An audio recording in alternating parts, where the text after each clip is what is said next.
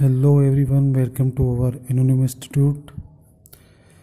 हम plant nutrient की class की सीरीज़ चल रही है जिसमें हम प्लांट न्यूट्रिएंट क्या होता है, किसने दिया था और इसका कौन कौन से प्लांट न्यूट्रिएंट होते हैं, एसेंशियल प्लांट न्यूट्रिएंट कौन सा होता है, माइक्रो कौन सा होता है, मैक्रो कौन सा होता है, बेनिफिशियल कौन सा होता है और प्लांट न्यूट्रिएंट का प्लांट के ऊपर कहाँ पर और कैसे इफ़ेक्ट पड़ता है उसके बारे में हमने डिस्कस किया था।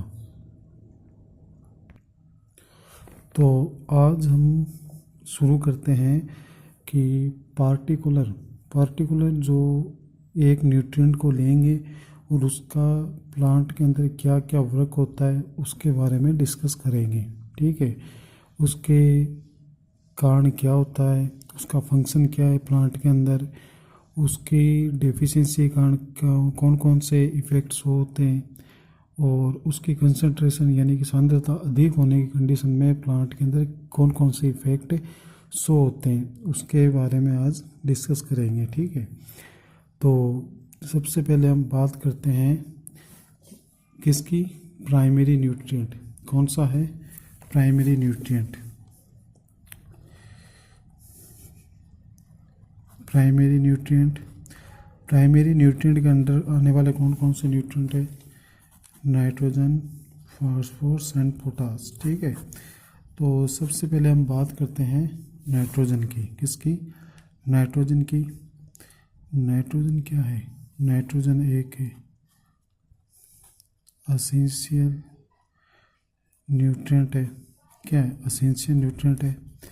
ठीक है, और ये एक ऐसा न्यूट्रिएंट है जो कि पॉजिटिव और नेगेटिव दोनों रूपों में प्लांट के द्वारा अब्जॉर्ब किया जाता है। ठीक है, न पॉजिटिव की बात करें तो वो होगा अमोनिया। क्या हो गया? अमोनिया के रूप में।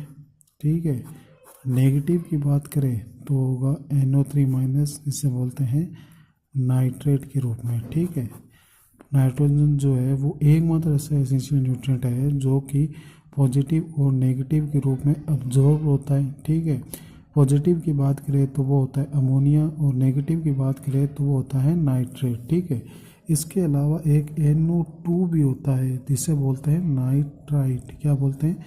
नाइट्राइट भी बोलते हैं, नाइट्राइट भी बोलते हैं। ठीक है, अब हम देखते हैं इसके बारे में कि ये कैसे कैसे प्लांट को मतलब कि कैसे हेल्प करता है प्लांट को ग्रो करने में। ठीक है, तो उसको देख लेते हैं। ये अपने बात कर ली। अब नाइट्रोजन है ना, ये नाइट्रोजन क्या है? ये नाइट्रोजन जो है, ये नाइट्रोजन जो है वो एमिनो एसिड जो है उसके फॉर्मेशन में बहुत बड़ा रोल प्ले करता है। ठीक है, क्या करता है? बहुत बड़ा रोल प्ले करता है। और एमिनो एसिड जो है किसका यूनिट है? ठीक है, मतलब कि एमिनो एसिड, बहुत सारे एमिनो एसिड आपस में मिलकर किसका फॉर्मेशन करते हैं? प्रोटीन का फॉर्मेशन करते हैं। ठीक है, और अल्टीमेटली हम कह सकते हैं कि नाइट्रोजन जो है वो प्रोटीन के फॉर्मेशन में बहुत बड़ा रोल प्ले करता है। क्या करता है? बहुत बड़ा रोल प्ले करता है। ठीक है, अब यही प्रोटीन जो है, कौन सा? यही प्रोटीन जो है ये किसका फॉर्मेशन करने में हेल्प करती है? ये फॉर्मेशन करती है हार्मोन्स का। किसका हार्मोन फॉर्मेशन करती है? वैसे तो अलग अलग कंपोनेंट को फॉर्मेशन करने में हेल्प करती है, निर्माण करने में हेल्प करती है। उसके अलावा एक मेजर कंपोनेंट जो है उनमें से है हार्मोन। क्या है? हार्मोन है। और ये हार्मोन क्या करते हैं? ये हार्मोन जो है किसी रिएक्शन होती है ना प्लांट की, उस रिएक्शन को हायर व लोअर करने का काम कौन करती है? वो हार्मोन के द्वारा, एंजाइमों के द्वारा क्या करता है? एंजाइमों के द्वारा हेल्प से वो की जाती है। ठीक है, अब प्रोटीन जो है वो हार्मोन का भी फॉर्मेशन करती है और एंजाइम्स का भी फॉर्मेशन करती है। ठीक है, इन दोनों में। और हार्मोन जो है उसमें मेनली कंपोनेंट कौन सा होता है, कौन सा हार्मोन में नाइट्रोजन जो वो बहुत ही मेजर रोल प्ले करता है उसके फॉर्मेशन में, वो है ऑक्सिन। कौन सा है, ऑक्सिन हार्मोन, ठीक है। और क्या करता है, मैं जैसे कह एंजाइम बनाने में, ठीक है। और इसके साथ साथ ये प्रोटीन का फॉर्मेशन होता है, और प्रोटीन फॉर्मेशन जो है वो उससे क्या होगा, वो ठीक है प्रोटीन। अब प्रोटीन्स बनाने वाली क्रॉप कौन सी है, प्रोटीन जिसके अंदर प्रोटीन हायर कंसंट्रेशन में पाई जाती है, जैसे क्योंकि पल्सेस क्या होगी, पल्सेस यानी कि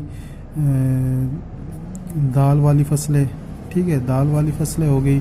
और फॉडर क्रॉप हो गई, फॉडर क्रॉप बोले तो चारे वाली, कौन से वाली, चारे वाली फसलें होगी। उसके अंदर क्या होता है, इनके अंदर क्या होता है कि प्रोटीन की कंसंट्रेशन है ना वो हायर होती है, ठीक है, प्रोटीन की कंसंट्रेशन हायर होती है।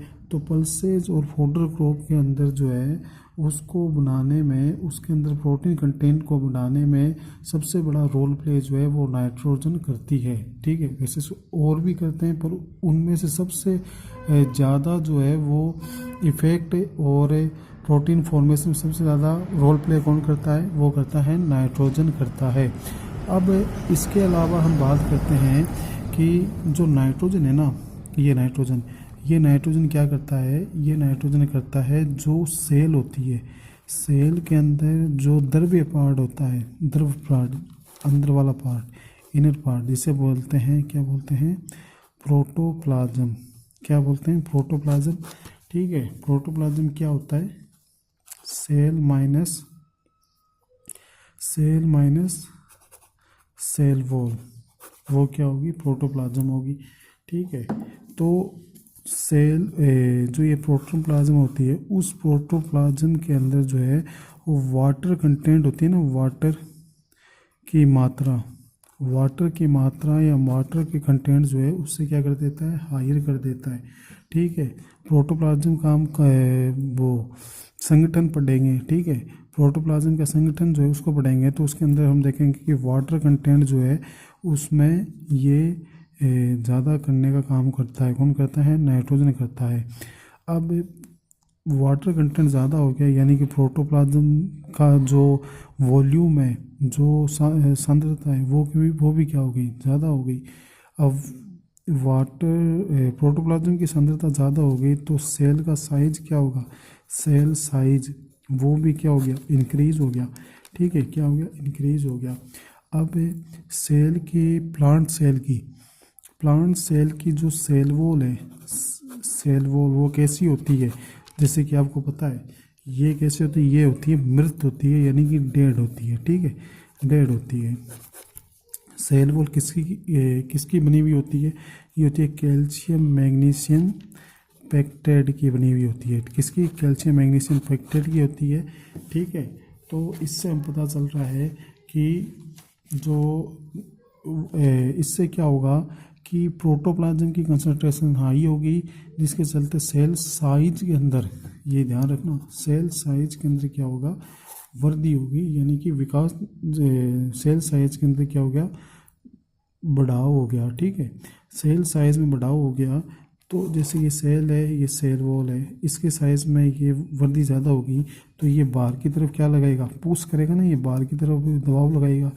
बाहर की तरफ दबाव लगाने के कारण क्या होगा कि जो इसकी सेल वॉल है ना, सेल वॉल वो कैसे हो जाएगी, ये इतनी मोटी थी ना पहले, ये पतली हो जाएगी, क्या हो जाएगी, पतली, क्योंकि दबाव पड़ेगा तो ये बाहर की तरफ जाएगी और सेल वॉल जो है बाहर की तरफ जा नहीं पाएगी, ठीक है। तो इससे क्या हो जाएगी, सेल फूल भी जाएगी यानी कि वाटर कंटेंट ज़्यादा भी हो गया, और ये सेल वॉल जो है वो कैसे हो जाएगी, पतली हो जाएगी, ठीक है, ये कैसे हो जाएगी, पतली हो जाएगी।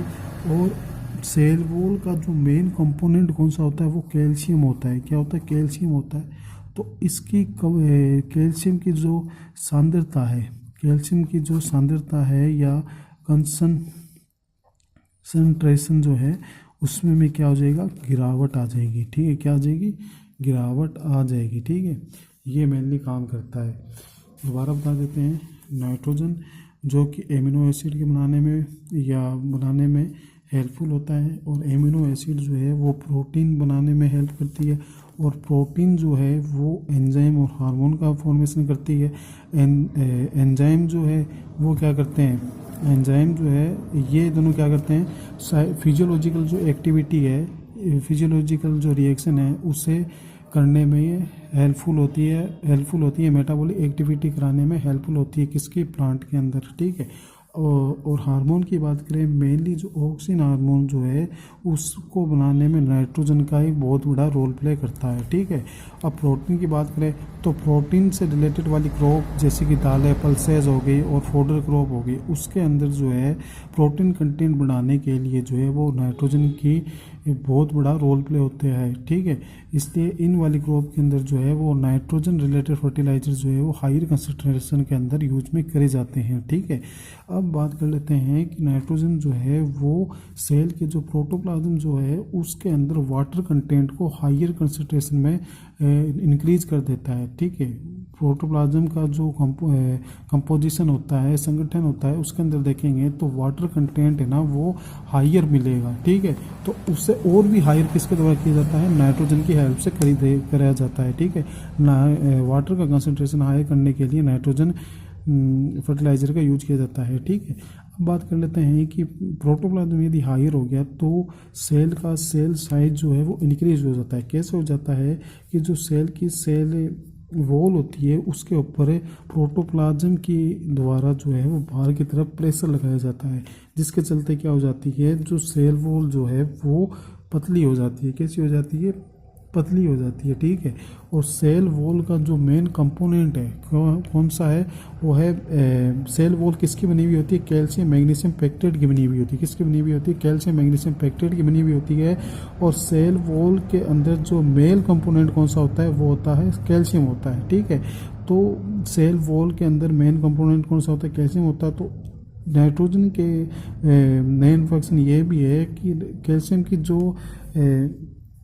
कंसंट्रेशन है ना, यदि उसकी कंसंट्रेशन हाई है तो उसको न्यूट्रलाइज करने या कम करने के लिए नाइट्रोजन का बहुत बड़ा रोल प्ले होता है। क्या होता है, बहुत बड़ा रोल प्ले होता है।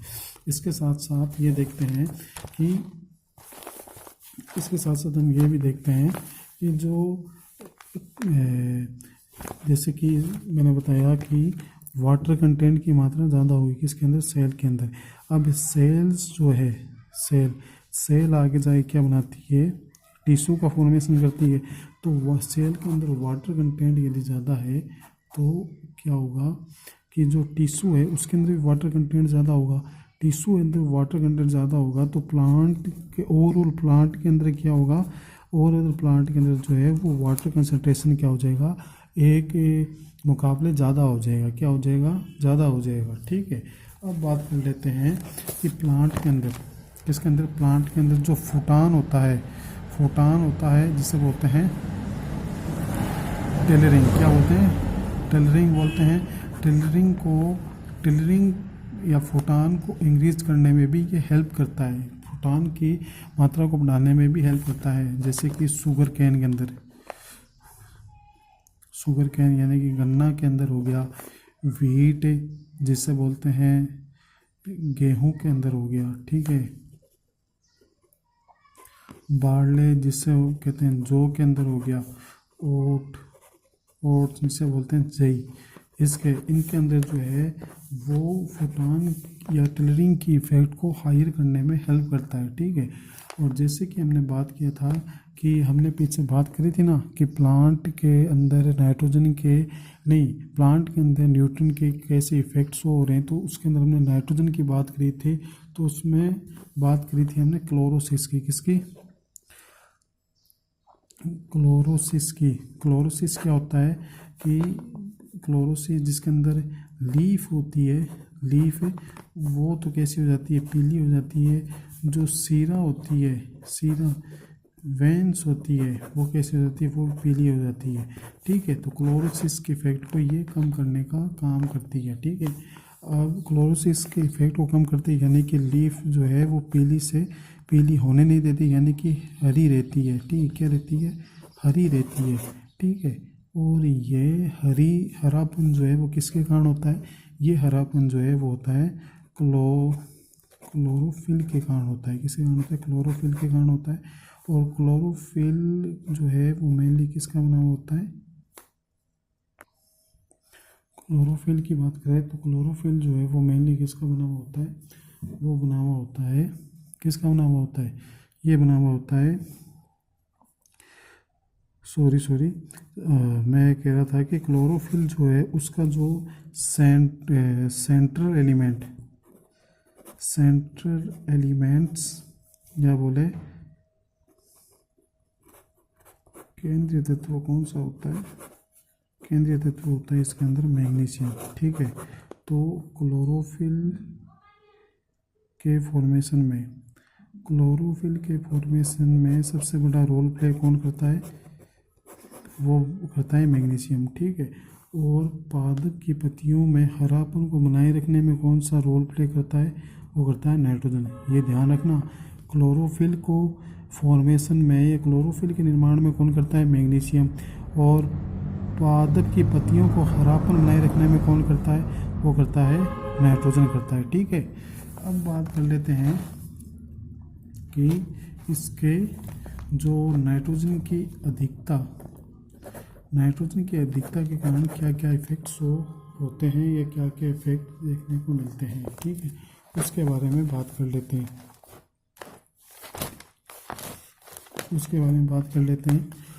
जैसे कि मैंने बताया कि नाइट्रोजन यदि देंगे ना, तो नाइट्रोजन देंगे तो उसके अंदर सेल में क्या होगी? वृद्धि होगी। ठीक है, सेल साइज में वृद्धि होगी तो टिश्यू में वृद्धि होगी तो ओवरऑल प्लांट ग्रोथ क्या होगा? वो बढ़ेगा। प्लांट ग्रोथ क्यों बढ़ेगा? क्योंकि उसके अंदर प्रोटीन ज़्यादा मिल रही है, एंजाइम एक्टिविटी और हार्मोन की एक्टिविटी अच्छी तरह से हो रही है। ठीक है, उनमें हेल्प कर रहा है, तो उसके अंदर प्लांट की ग्रोथ ज़्यादा होगी। ठीक है, प्लांट की ग्रोथ में भी नाइट्रोजन का उपयोग किया जाता है। ठीक है, अब इसकी अधिकता की बात करें तो इसके अंदर बात करें तो प्लांट की ग्रोथ में ये सबसे पहले बड़ा रोल प्ले करता है। ठीक है, तो प्लांट की ग्रोथ जो है वो एक सीमा से क्या हो जाती है? अधिक हो जाती है। एक सीमा से अधिक हो जाती है तो जो प्लांट है ना, वो हवा आने के कारण क्या होगा? उसका गिरने का डर जो है वो ज़्यादा बना रहेगा। ठीक है, वो जो प्लांट है वो हवा के साथ आसानी से गिर जाएगी, जिसे कहते हैं क्रॉप लॉजिंग बोलते हैं। क्या बोलते हैं? क्रॉप लॉजिंग बोलते हैं। क्रॉप लॉजिंग की समस्या कब आती है? जब नाइट्रोजन की अधिकता हो जाती है। ठीक है, क्योंकि प्लांट के अंदर जो ग्रोथ ज़्यादा होगी, ग्रोथ ज़्यादा करने का काम कौन करता है? नाइट्रोजन ही तो करता है। और इसके कारण और जिससे प्लांट की ग्रोथ ज़्यादा हो जाती है, प्लांट गिरने की समस्या बनी रहती है। ठीक है, तो इसे क्या बोलते हैं? इसे बोलते हैं क्रॉप लॉजिंग कहते हैं। और ये जनरली किस में देखने को मिलती है? ये मिलती है शुगर केन और वीट के अंदर ज़्यादा देखने को मिलती है। वीट और बार्ले के अंदर देखने को मिलती है, और भी प्लस से उसके अंदर भी देखने को मिलती है। ठीक है, और क्या है कि प्लांट के अंदर जो है वो, जैसे कि मैंने बताया था, क्लोरोसिस को कम करता है। प्लांट की लीफ जो है वो हरी बनी रहती है, जिसके चलते क्या होगा कि जो उसका हरापन जो है, हरापन वो अधिक लंबे समय तक रहेगा। क्या रहेगा? लंबे समय तक हरापन रहेगा तो उसके अंदर मैच्योरिटी यानी कि पकाव क्या होगा? देरी से होगी। ठीक है, देरी से होगी। और उसमें पुष्पन क्रिया भी क्या होगी? पुष्पन क्रिया जो है या फ्लोरिंग भी क्या होगी? देरी से होगी। फ्लोरिंग देरी से होगी, जिससे क्या होगी? फसल का पकाव जो है, क्रॉप मैच्योरिटी जो है वो लेट आएगी। क्या आएगी? लेट आएगी, एक समय से लेट आएगी। ठीक है, स्थायी समय से लेट आएगी। ठीक है, और इसके साथ साथ क्या होता है कि जो ये शुगर केन है, जैसे कि शुगर केन है ना, शुगर केन या गन्ने की बात करें तो इसके अंदर जो है ये क्या पाई जाती है? शुगर है ना, शुगर कंटेंट जो है वो क्या हो जाएगा, कम हो जाएगा। क्या हो जाएगा, कम हो जाएगा। इसके साथ साथ शुगर केन के अंदर एक कीट लगता है, बहुत ही फेमस कीट है, जिसे बोलते हैं पायरिला। क्या बोलते हैं, पायरिला कहते हैं। ये वो जिसका वैज्ञानिक नाम क्या होता है, पायरिला परपूसिया। ठीक है, यह कीट जो है ज़्यादा इफेक्ट, ज़्यादा हानि पहुंचाने का काम करेगा। इसके साथ साथ क्या करेगा कि प्लांट की ग्रोथ ज़्यादा होगी। प्लांट की ग्रोथ ज़्यादा होगी यानी कि उसके अंदर जो उत्पादक पार्ट है, यानी कि जो सीड वाला पार्ट है, जो हमारे उपयोगी वाला पार्ट है, वो तो होगा कम। और इसके अंदर भूसा की मात्रा या स्ट्रो की कंसंट्रेशन क्या हो जाएगी, वो हो जाएगी हाइयर हो जाएगी। क्या हो जाएगी, हाइयर हो जाएगी। ठीक है, इसके अधिकता के कारण। इसके साथ साथ बात करते हैं कि जो आलू का साइज होगा ना, आलू जो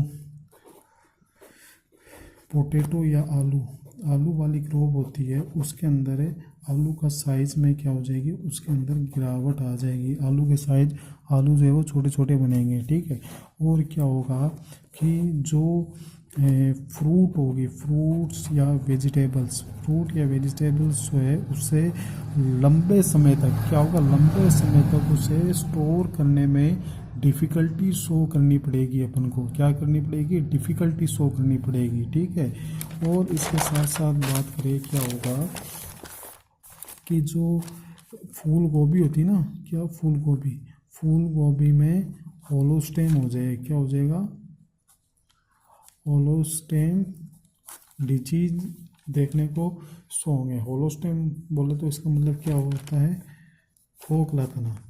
क्या होता है, खोखला तना। फूल गोभी है ना, फूल गोभी, उसके अंदर खोखला तना देखने को मिलता है। खोखला तना जो है वो खोखला हो जाएगा उसका। ठीक है, और फूल गोभी, अब बात कर लेते हैं फूल गोभी जिसे बोलते हैं कॉलीफ्लावर। और कॉलीफ्लावर का जो खाने वाला भाग कौन सा होता है, वो होता है कर्ड होता है। ये ज़्यादा इम्पोर्टेंट है, ये ध्यान रखना। क्या होता है, कर्ड होता है। ठीक है, ये देखने को मिलता है कॉलीफ्लावर। ठीक है, अब बात कर लेते हैं कि नाइट्रोजन की डेफिशिएंसी के कारण क्या क्या इफेक्ट शो होंगे। ठीक है, पहली बात तो क्या होगा, क्लोरोसिस होगा। क्या होगा, क्लोरोसिस होगा। क्लोरोसिस जिसमें पत्ती जो है पीली हो जाती है। क्या होती है, पीली हो जाती है। और जो सीरा होती है, सीरा, वो भी कैसे हो जाती है, पीली हो जाती है। ये देखने को मिलेगा। और क्या हो जाएगा कि जो अनाज वाली जो फसलें हैं उसके ये डेफिशिएंसी की कमी के लक्षण जो है वो सबसे निचली पत्तियों में दिखाई देते हैं। ये आपको बता रखा है पहले। ठीक है ना, ध्यान रखना, ये निचली पत्तियों में शो होता है ये। ठीक है, सबसे पहले इसमें शो हो, उसके बाद में ऊपर वाली पत्तियों में इसके इफेक्ट शो होंगे। ठीक है, सबसे पहले सिम्टम जो है वो निचली वाली पत्तियों में ही शो होंगे, जिसके अंदर क्लोरोसिस हो गया। और अनाज वाली जो फसलें हैं उसके अंदर पत्तियां जो है वो कैसे हो जाती है, वी शेप की हो जाती है, जैसे ऐसे हो जाती है। ठीक है, ऐसे वी शेप के आकार की हो जाती है। ठीक है, और क्या होगा कि नाइट्रोजन की कमी है तो क्या होगा, क्लोरोफिल जो है वो क्या हो जाएगा, विखंडित हो जाएगा। क्लोरोफिल क्या हो जाएगा, विखंडित हो जाएगा, यानी कि टूट जाएगा, जिसके कारण क्या हो जाएगा, पत्तियां जो है हरी से पीली हो जाएगी, यानी क्लोरोफिल नहीं रहेगा। क्लोरोफिल नहीं रहेगा तो जिससे क्या होगा, क्लोरोफिल नहीं रहने के कारण हो जाएगा उसके अंदर फोटोसिंथेसिस अच्छे से नहीं होगा। फोटोसिंथेसिस अच्छे से नहीं होगा तो उसके अंदर जो है वो भोजन का निर्माण भली प्रकार से नहीं होगा। तो उसके अंदर क्या हो जाएगा, भूखा बना जाएगा, जिसे बोलते हैं भूखा रोग, जिसे बोलते हैं स्टारवेशन डिजीज। क्या बोलते हैं, स्टारवेशन डिजीज बोलते हैं। ठीक है, और फूल गोभी में एक रोग और होता है डेफिशिएंसी के कारण, वो होता है बटनिंग हो जाती है। अधिकता के कारण जो है होलोस्टेम हो जाता है, कमी के कारण बटनिंग हो जाती है। ठीक है, अब इतनी बात कर ली हमने, ठीक है। ये इसके कमी के लक्षण हैं, ठीक है। अब बात कर लेते हैं इसका जो इंडिकेटर प्लांट कौन सा होता है। इंडिकेटर जो प्लांट है वो कौन सा है, वो है फूल गोभी एंड पत्ता गोभी। फूल गोभी एंड पत्ता गोभी इसके क्या है, इंडिकेटर प्लांट है। खाने योग्य भाग इसका बता ही दिया मैंने, CURD करड़ी। इसका क्या है, HEAD हेड, क्या है हेड, ठीक है। और ये कौन से फैमिली से बिलोंग करते हैं ये दोनों, ये करते हैं ब्रेसिकेसी कुल से बिलोंग करते हैं ये, या क्रूसीफेरी से बिलोंग करते हैं, ठीक है। ओके, आज हमने नाइट्रोजन के बारे में देखा, नाइट्रोजन के लक्षण या फंक्शन देखे, नाइट्रोजन का जो इंडिकेटर प्लांट है वो देखा, नाइट्रोजन के जो डेफिशिएंसी है उसके कारण क्या होता है, नाइट्रोजन की जो अधिकता है उसके कारण क्या होता है, ठीक है। नाइट्रोजन जो है वो प्लांट के अंदर कैसे इफेक्ट शो करता है, कहाँ पर शो करता है, ठीक है, और इसके बारे में देखा, ठीक है। तो आज की क्लास में हम ओनली नाइट्रोजन पढ़ेंगे, और जो अगली आने वाली क्लास है उसके अंदर हम अदर जो प्राइमरी एलिमेंट है कौन कौन से, फास्फोरस और पोटास, उसको देखेंगे, ठीक है। और मैं मानता हूँ कि मैं थोड़ा सा डिस्टर्ब हो गया था, ठीक है, बीच में, पर अब जो है मैं पूरी कोशिश करूँगा कि आपकी क्लासेस जो है वो डेली आए, ठीक है। Okay, thank you very much.